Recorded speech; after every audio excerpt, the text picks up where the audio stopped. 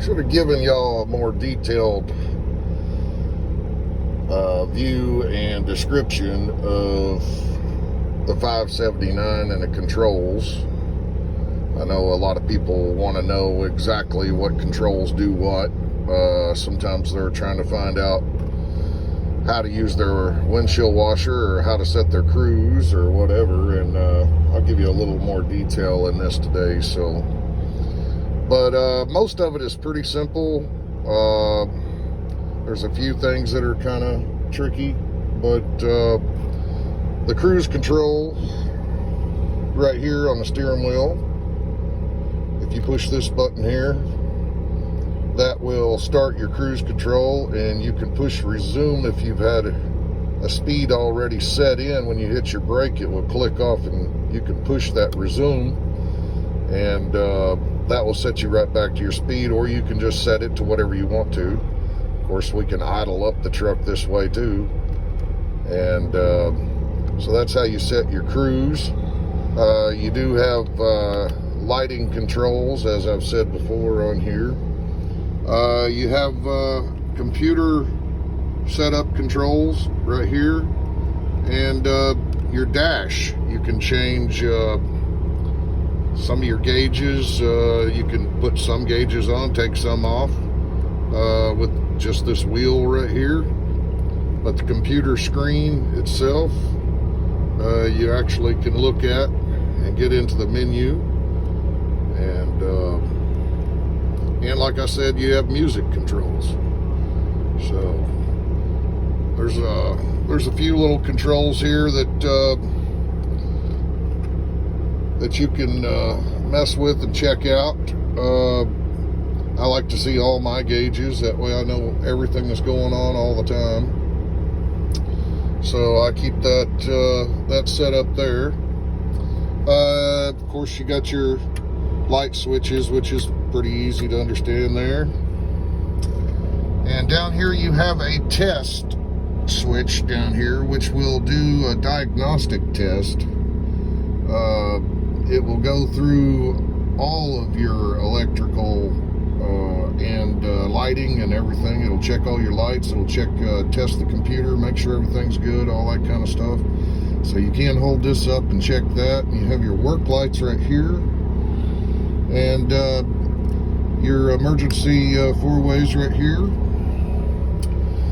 and your turn signal.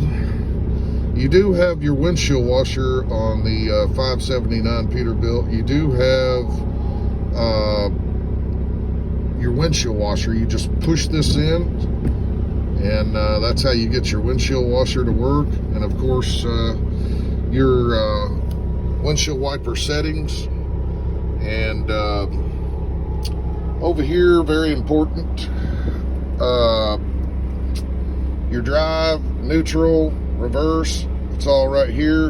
And this little button right here is pretty handy when you want to go to manual, especially in the winter time. If you've got bad weather and you're getting ready to top out on a grade and you're getting ready to go down the other side, you're going to want to tap this and put it in the gear you want before you go down, because you don't want to be using your jake brake in snow and ice. So that's very important to remember.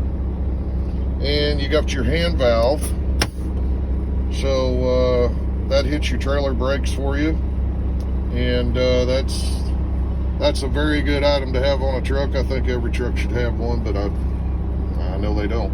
But very, very good to have. Of course, you got your controls for your climate. You got your recirculate here, which I use recirculate a lot. You're going down the highway, and a lot of these vehicles, they're giving off a lot of stuff, especially these trucks now. They got this DEF on here. They start burning that and regenning, man, I'll tell you, it'll burn your eyes out. So that's very good to have on while you're going down the highway. And you've got your bunk. Of course, you can hit this button right here and use your controls in the back there for your bunk. And that's pretty nice too, because you're back there and you just want to turn up your heat or whatever. As long as you have this in, very, very nice. right here, this is your lane departure switch. And you see you can hit that, and that will turn off the lane departure if you're going through construction, or the lanes are messed up, or it's bad weather or whatever, or you're just sick of the lane departure. That could be very well a problem. But anyway, you got traction control right here. So if you're in a position where you're trying to dock or something, sometimes you might want to hit that. So the automatics are bad about jumping, and they either want to go fast or they don't want to go, you know. So that's something you can use. The fifth wheel release, you have to have your brakes locked, have it in neutral. You hold it up for 3 seconds, it'll release your fifth wheel, and then you can release your brakes and pull out. But you just want to pull out just a little bit just to get it disengaged. That way then you can drop your airbags.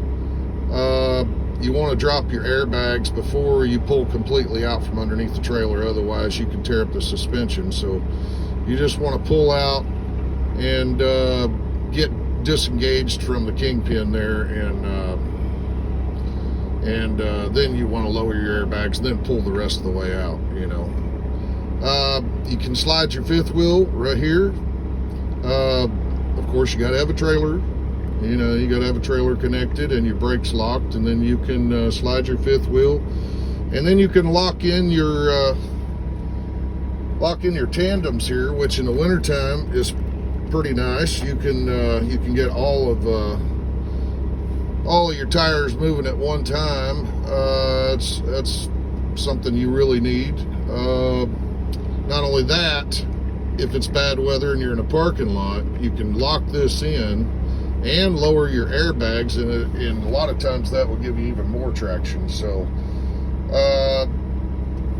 but yeah, I just wanted to give you a further detailed look at this. And like I said, I love the Peterbilt. It's a great truck, and the 579 is a nice truck. So but that's a little more detail on it, and have a good day.